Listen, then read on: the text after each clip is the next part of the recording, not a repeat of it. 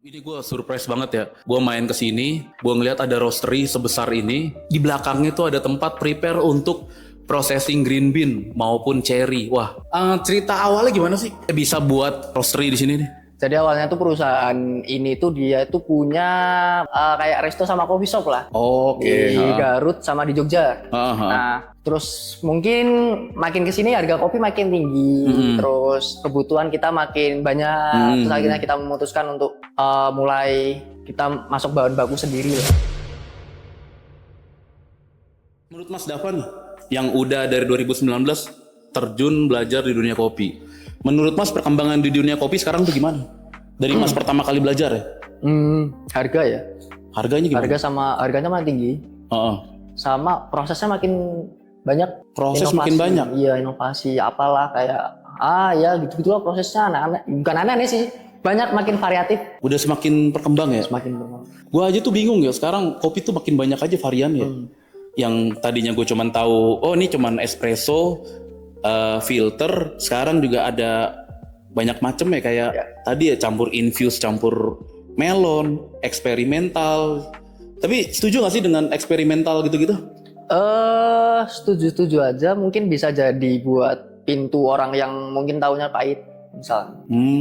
Kan dengan kayak makin asem kopinya kan makin kayak, oh ternyata kopi itu nggak pahit. Masih target berarti dengan adanya membuat roastery dengan mesin besar ini, target kedepannya mau gimana nih Mas? Nah, target kita tuh lebih kayak, karena kita kan di Garut, kita pengen bisa buat temen-temen mungkin yang penasaran nih sama produksi kita atau mau nyoba kopi kita, atau mungkin yang penasaran sama kopi yang hasil roastingnya dari mesin Nordic nih misalnya, bisa kesini ya kita.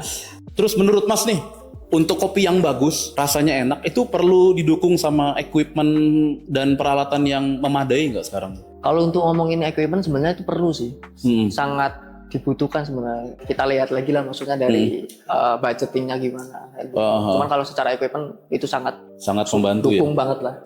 Kira-kira ada mungkin kan udah mau bikin prosesor juga di sini, processing juga kopi dari cherry, dari proses kering.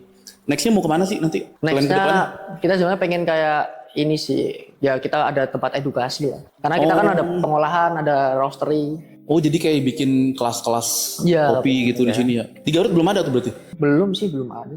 Mungkin baru pertama kali ya yang sebesar ini ya. Gue pertama ke Garut ya.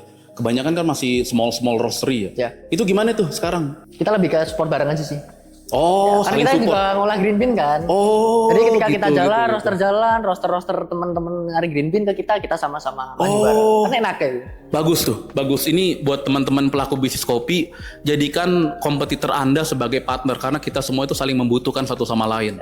Muter kita, ya, biar bersatu hidup bareng-bareng. Hidup sama-sama, untung sama-sama, senang sama-sama. Ada kata-kata untuk kopi Indonesia mungkin harapan ke depannya? Ya harapannya yang minum makin banyak, yang teredukasi makin banyak, yang tahu tentang kopi yang nyaman tuh kayak gimana makin banyak. Thank you banget nih Mas Dava atas waktunya nih. Jangan bosan-bosan kedatangan saya ya di sini ya, Sering-sering kedatangan main gue ke ya. Garut. Nanti kalau processingnya udah jadi kabarin ya. Kita mau ngeliat juga nanti processingnya kalau udah jadi. Bareng-bareng. Oke, thank you banget nih Mas. Siap, terima kasih. Sampai ketemu nanti. Siap. Yuk.